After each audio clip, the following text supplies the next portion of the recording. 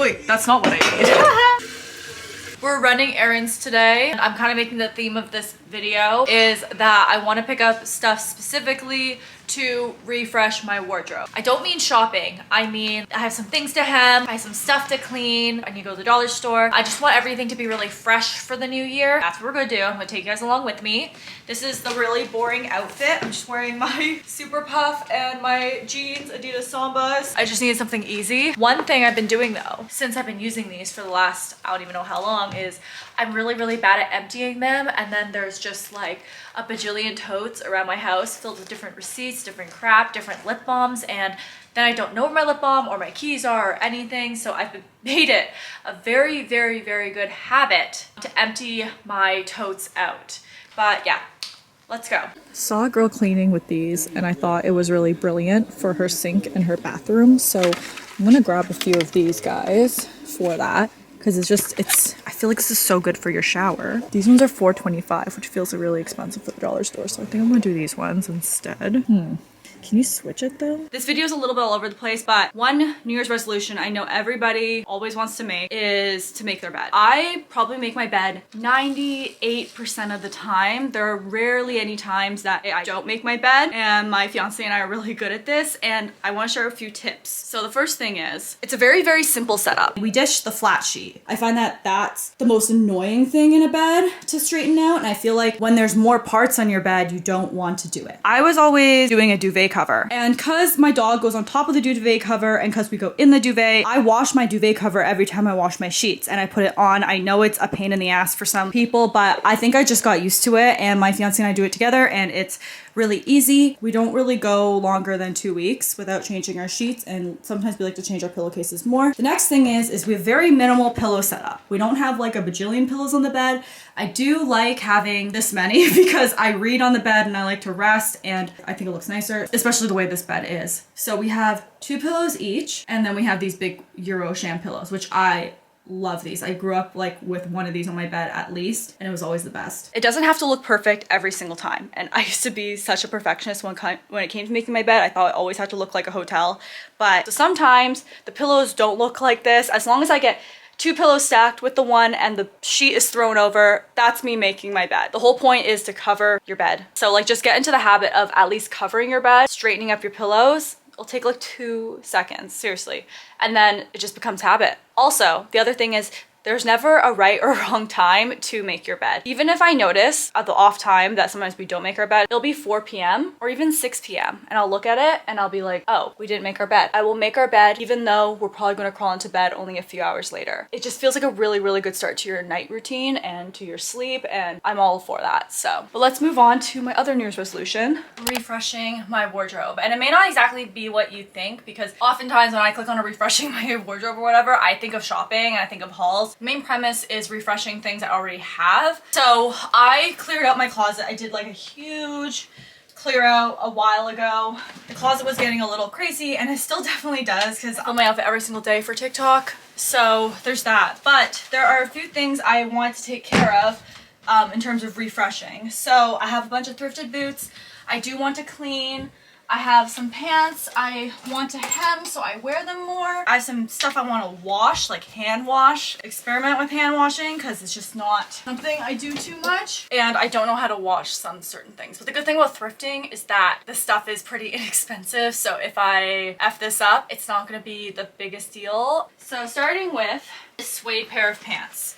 I believe they're from Danier Leather, and I believe they're genuine suede. I didn't notice at the thrift store, but when I put them on recently, they just reek of cigarettes, and just really bums me out because I will never wear them if they reek of cigarettes. The smell is so bad. You know that smell. It's just like not great. So I am going to give them a little bath today. The thing is with suede, it's not the best thing to do. You really should get it dry clean, but these were so inexpensive. I can't really justify spending that much on them. The next thing I have is a pair of Aritzia Effortless pants that are a little long, and I really want to hem them because realistically they would be fantastic for heels, but they're really long on me, and like if I really want to get my wear out of them this year, they need to be a little shorter. So I'm going to take some time to do that. The next thing is I have this pair of redone denim. First they fit me, then I gained a little weight, so they didn't fit me super well, so I used to pull them by the belt loops a little too aggressively, and so one of the belt loops is detached, so I I need to fix these. And then the last thing is I have a pair of Uggs. I don't wear them so much. Like they must be like 4 years old at this point. So yeah, they're definitely in rough shape. I do want to restore them. But the main purpose of showing them is I saw this girl on TikTok and her mom made them like the ultra minis. And I think I can do the same. So I have like a few things. I think that's a lot for my New Year's refresh. Let's get to it. I figure we'll go in the order of things that are going to take the longest amount of time to things that'll take the least amount of time. And I think these suede pants will take forever to dry. I think I'm just gonna try do them in the bathroom sink. Oh God, I really hope that this is gonna go okay. Last time I did this, I broke the thing in there. So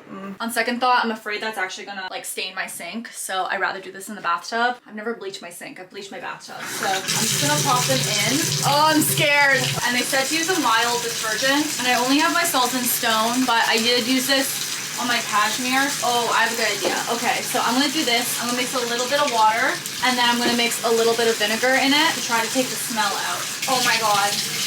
You can't tell, but the water's like actually kind of black. I don't know if it's the dye or if it's cigarette smoke just emerging. Let's keep going. So these still reek. I am giving up. I'm gonna put them in the laundry on a delicate cycle for 15 minutes and then I'm gonna lay them out to dry. So that left a huge mess. You guys can see there's all this like remnants here. I picked up one of these and I mixed it with some dish soap and some white vinegar. Hopefully this is gonna make me washing my bathtub easier. But I got the one without the sponge. Apparently dishwasher safe, so that way I'm able to actually sanitize it after too. Okay, that was absolutely incredible. I'm just amazed at how that works. I was able to really get all that crap out of the bathtub. I also did it to the sink. I don't really like to use bleach and like Vim and everything super often. I feel like I'll reserve that for when we have a cleaner come and whatever. This is really just for like weekly, just wipe down of everything and scrub, and that way things don't like calcify and the soap doesn't build up. But I'm gonna pop this with the rest of my bathroom cleaning stuff because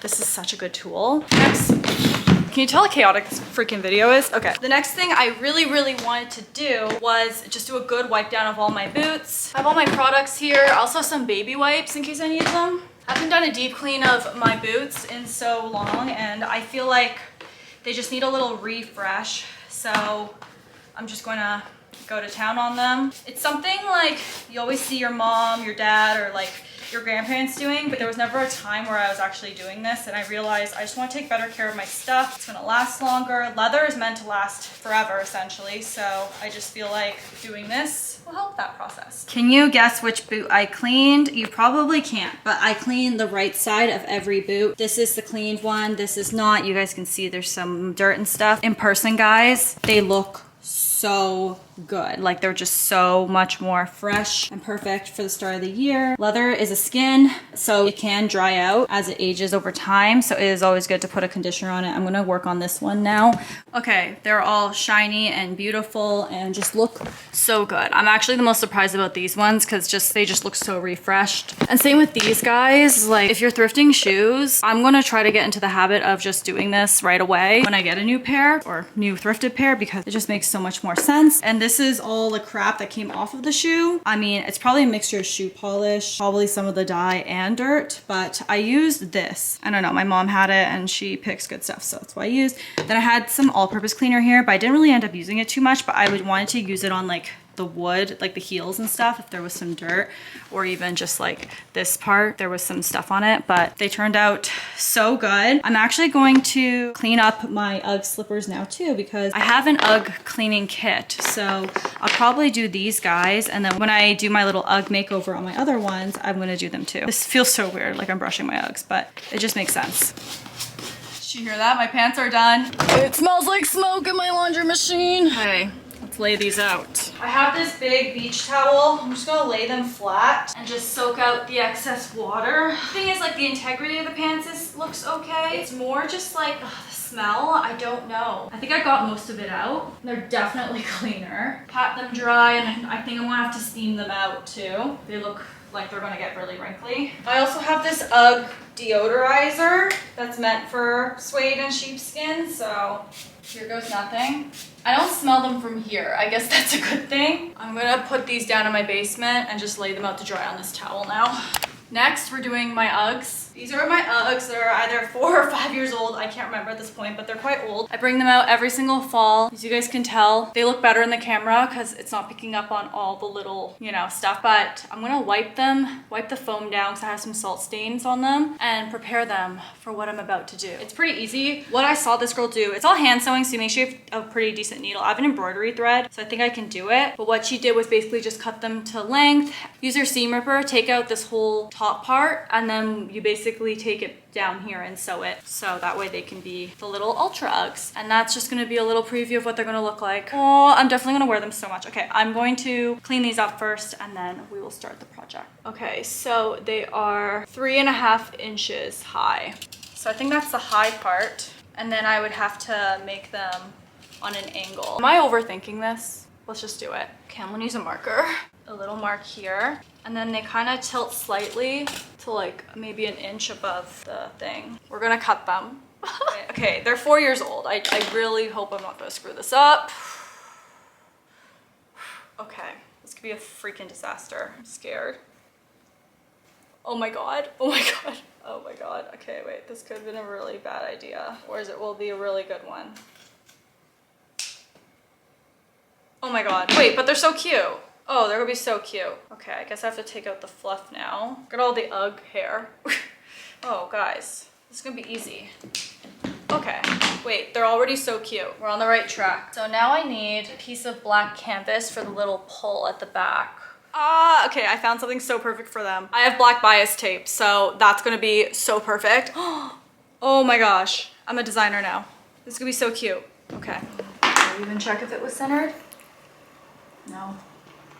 I didn't. So I'm using a clear E6000. I didn't even know it came in non-clear. Just right here, generous amount. And then we're gonna, hopefully they're in the same. Because there's no better way to put this on. I'm not really a fabric glue type of girly, but do what you gotta do. Got ready for the day, but 2 more things I really want to do. I'm actually wearing my Aritzia romper so I can try things on. I want to do some repairs on my clothes. I showed you guys in the beginning, but I'm gonna show you what these pants look like on, so that way we have a good before and after. So basically, I got the Aritzia Effortless pants in like the low rise, which I actually recommend because I feel like the high rise is very high, and then this low rise pair is not very low. It sits right underneath my belly button, like my belly button's here, pants are here. It's kind of hard to tell, but what you can tell is they're way too long. I'm going to try to hem them. It's actually really easy. I'm not even going to hem them to myself. I'm going to hem them to the rise of the other pants. So it should be pretty simple, and I'm not going to cut anything off, I think. I'm gonna see if I can do that invisible stitch some people do, but that would all be by hand, so we'll have to see. But it should definitely be like around here. So I'll have to do that. The next thing I have to do, you guys saw I have a belt loop on one of the jeans. That's also a hand sewing project. And then I have that coat too. So we have 3 fixes I want to do today, and then once I am done those, I think I'm going to treat myself and we may go thrifting to see what there is. Let's get on with the alterations. So when you're measuring your hem and you want to match it to a pair of pants that already fit you, you want to match like basically like where the rise starts, so like crotch down. So I'm actually going to measure, but sometimes I just eyeball it when it comes to jeans because they fray anyway, so the hem isn't super even. But these pants are very nice and I want to keep them that way. Wow, I'm short. These are a 29-inch inseam, so that's exactly what we're going to be doing here. Best thing to do is you can mark it. I'm just gonna fold it to the length I want it. I'm going to iron it in place. The good thing about the pants is that they're already hemmed. I'm not going to take anything away from the hem. I just want to make sure that everything kind of stays intact, and if I want to let them out one day, I can. If I get any taller, I can do it. And there's no seam allowance because we're going to do that invisible hem, which I've actually never done before, but it looked like it was in my skill set, so we're going to do that. Let's iron it. You definitely do not need this step, but I'm using some hem tape. This is something I did not even know about, but it would have saved me a lot of grief when I was first starting to sew. It basically stabilizes your hem for you. So with flimsy fabrics, it's double-sided tape. It like washes off and dissolves in your next wash of your project. Because I'm hand sewing especially, it'll be really easy to have this hem kind of go awry. So I want to just make sure that everything stays in place. But yeah, it's so helpful for stretchy or just very, very flimsy projects, and I'm doing an invisible hem, which I've actually never done before, but I just like looked up how to do it. So time to hand sew it. So Sarah and I had plans to hang out in thrift today, wearing another romper, and I actually found these yesterday. They were like brand new knitted socks, and then I cut and then used like my knitting needle, not knitting needle, like yarn needle to sew the edge back shut so it doesn't fray. And they're just like the cutest. They look like really luxe little leg warmers. The other thing I was thinking, and this is something you can do throughout the whole year, not necessarily January, is I love the way this sweater looks with this outfit, but it's something I tied. I feel like I never wear it because it's just a little too big. Like the where it hits me, I just don't really like. And then I was thinking, hey, I have an hour. I should just crop it. If you are wondering why I haven't been editing and putting things on YouTube, this is why. I broke my computer and then I was going into a busy season, so I couldn't send it in for repair and it's kind of old. My whole thing is I might as well just wait it out, and then when I feel like I'm ready, I'll just buy a new one. Anyway, one thing I actually do sometimes is I'll go on websites I love, just seeing how things are finished, just to give me a little bit of inspo and to make sure that what I'm doing I know will look good. This is just an easy crop, but if you're looking to update something, sometimes it's good to shop online or on Pinterest and just see what there is, just to kind of confirm what I'm doing makes sense. That was one of the quickest fixes ever, and it turned out so cute. I'm definitely gonna be wearing this so much more. So another rule, if you aren't crazy about something and you wish something was a little different and you have the skill set to do it, or you're learning, just try, because this looks so much better. I also added some elastic just at the sides here so it cinches in just a little bit, because I didn't want it to be like super tight. Still want it to be loose and roomy and long enough that I could wear it with like lower waisted things too, but it's way better and like so much, just a lot more current and cute. So that's that. Oh, off to thrift now.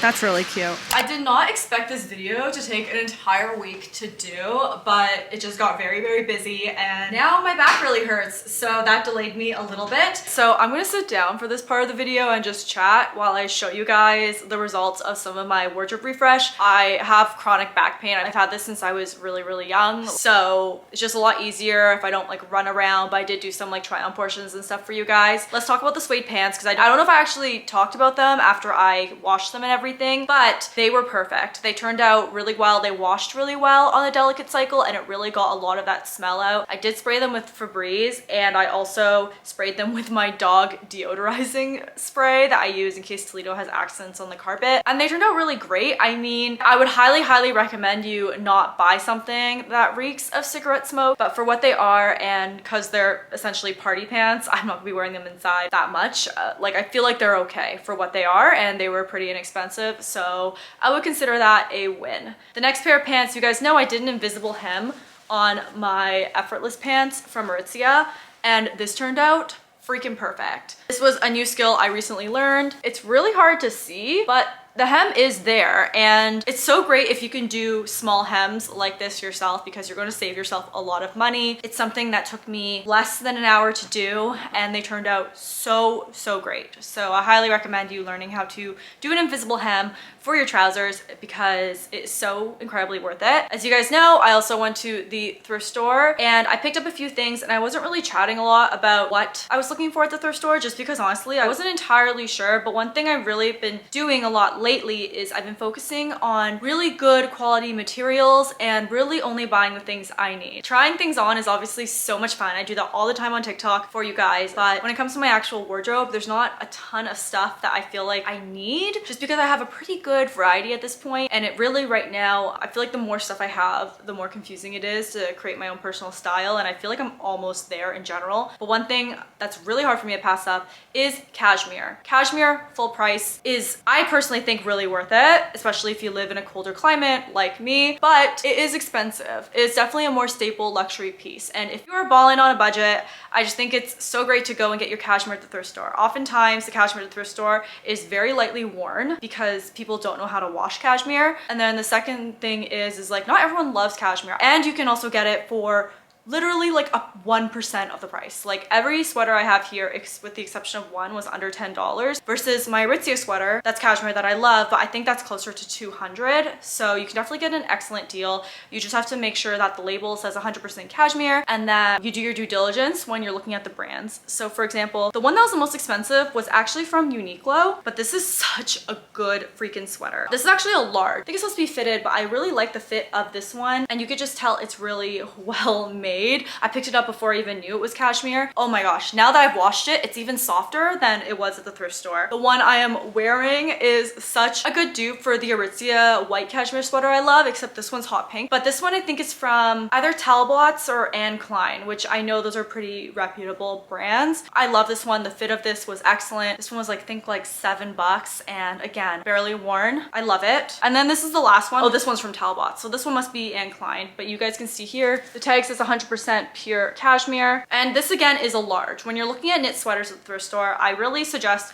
looking at every single size, because again, the way thrift stores, they have to be very, very quick with their sizing, and you should definitely be open-minded because you don't know how something was intended to fit versus the way it will look on you. It could be completely different. But I love this cardigan. It's so, so cute. Let's talk about my Ugg boots. Again, I also clean these. The Ugg cleanser is so great. I was shocked because I swear I used it before on salt stains, which are one of the hardest stains to get out, and it didn't completely work, but this time it really helped reshape my Uggs. They were really drab, just kind of grungy, and now they're so much better. And I think the little tab just made them look so much more legit. I did use E6000 on the tab and it turned out so great. The only thing is, with the black Uggs specifically, there is a lot of dye transfer. So I kept getting it on my hands, which is why I was wearing gloves, but I love the short ones. I saved what, almost $200 doing these instead and just putting a little bit of work in. This was so worth it, and that way they don't go to waste and they have new life.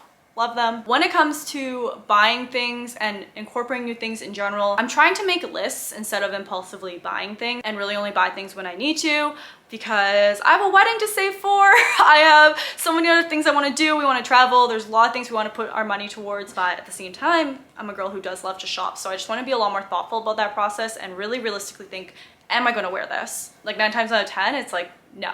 I would much rather wear something I already own. But I do want to show you one little craft I did, which is kind of unrelated, but it's so freaking cute. When I was thrifting with Sarah, I found this mid-century modern sewing box for $7. I already showed the whole DIY on my TikTok, but it's super cute. I cleaned it up, I repaired it. Main reason why I got this is because I sit on the floor to do my makeup in front of the mirror. You guys have seen it if you watch my vlogs. I use a basket like full of makeup, and it's the most impractical way to organize your makeup.